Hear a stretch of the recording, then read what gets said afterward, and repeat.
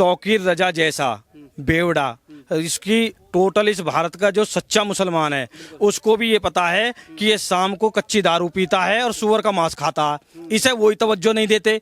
और मेरी खुल्लम खुल्ला चुनौती है कि अगर तू अपनी माँ से पैदाइश है तो सामने आमने हो जा, आजा, चैलेंज है खुला। तो इसी का बाप हमारा भाई है टी राजा, वहीं बैठा जड़ में, और जिस टाइम उसका झलसा निकलता है ना, जिस टाइम राम नवी निकलती है, तो तुम्हें पता कि मस्जिद भी ढक दी जाती है। नमस्कार। अभी देश में जो हालात हैं, चुनाव सर पर है, 2 राज्यों के चुनाव है। इस बीच में एक जो है छोटा सा मौलाना, जिसको थर्ड क्वालिटी मौलाना हम कह सकते हैं, तौकीर रजा, उसका एक बयान आता है कि अगर हम सड़क पर उतर गए तो तुम्हारी रूह कांप जाएगी। आखिर वो किसको कहना चाहते हैं, कि वो किसकी रूह को कपाना चाहते हैं? इन्हीं सवालों के साथ मैं इस समय मौजूद हूँ वेद नागर जी के साथ, गौरक्षा युवा वाहिनी के जो संस्थापक हैं, संरक्षक हैं। हम उनसे बात करेंगे कि तौकीर रजा आखिर किसकी रूह कपाना चाहते हैं। सर, सबसे पहले तो आपके चैनल के माध्यम से ये कहना चाहता हूँ कि तौकीर रजा को खुला छोड़ दिया जाए, और जो उसके हमदर्द हैं उनको भी खुला छोड़ दिया जाए। और 10 मिनट की बात है, 15 या 20 मिनट के लिए छोड़ दिया जाए, 1 घंटे के लिए छोड़ दिया जाए। उसे ये पता पड़ जाए कि दूध और पानी का पानी हो जाएगा। और अपनी सरकार से भी निवेदन करना चाहता हूँ, चाहे केंद्र सरकार हो चाहे उत्तर प्रदेश सरकार हो, कि तौकीर रजा को छोड़ दिया जाए। तौकीर रजा जैसा बेवड़ा, इसकी टोटल इस भारत का जो सच्चा मुसलमान है उसको भी ये पता है कि ये शाम को कच्ची दारू पीता है और सुअर का मांस खाता है। इसे वही तवज्जो नहीं देते। और मेरी खुल्लम खुल्ला चुनौती है कि अगर तू अपनी माँ से पैदाइश है तो सामने आमने हो जा, आजा, चैलेंज है खुला। तू पहले पानी नाप ले। ये तो हमारे बड़े बूढ़े की जो है बुद्धि फिर गई कि उन्होंने इसे रख लिया। बंटवारा जो हुआ था इस देश का सन 1947 में धर्म के ऊपर हुआ था, और हमें नहीं पता, पूरे वर्ल्ड को पता है।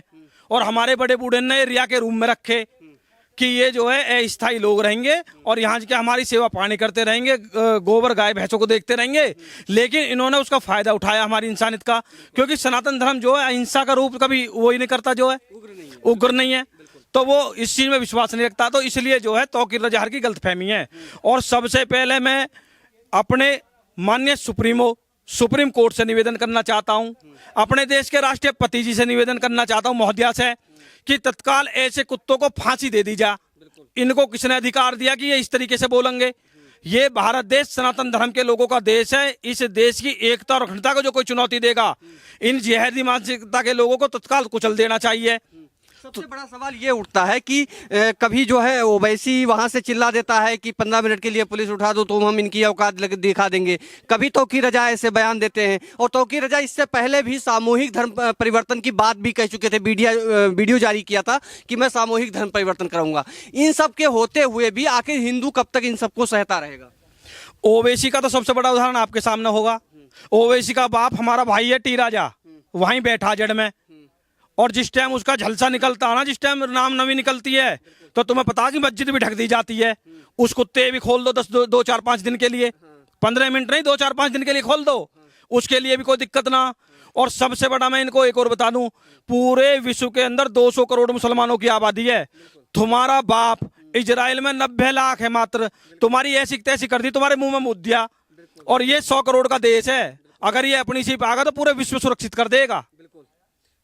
लेकिन सबसे बड़ा सवाल ये उठता है कि वहीं जब यति नरसिम्हानंद जी कोई बयान दे देते हैं तो देश में आग लग जाती है, उस पर डिबेट शुरू हो जाता है, उस पर बहस शुरू हो जाती है, जगह जगह दंगे फैल जाते हैं। लेकिन वहीं तौकीर रजा ऐसे शब्द बोल के कभी देवी देवताओं का अपमान कर देते हैं, कभी कुछ कर देते हैं, लेकिन हिंदू बिल्कुल एकदम शांत रहता है। क्या कारण है इसका?